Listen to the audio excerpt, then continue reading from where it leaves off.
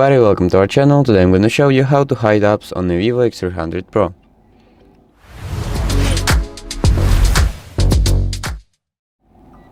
If you want to hide apps for more privacy or any other reasons, I'll show you how to do it step by step.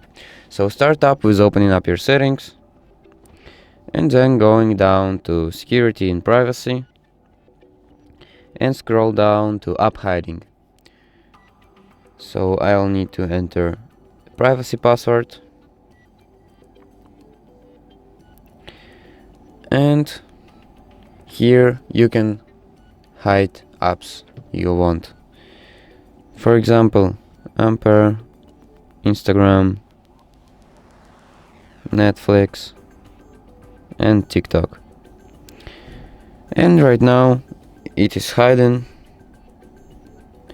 I can go to app drawer and there's no such an apps like TikTok, Instagram and Ampere. So to get them back, just click here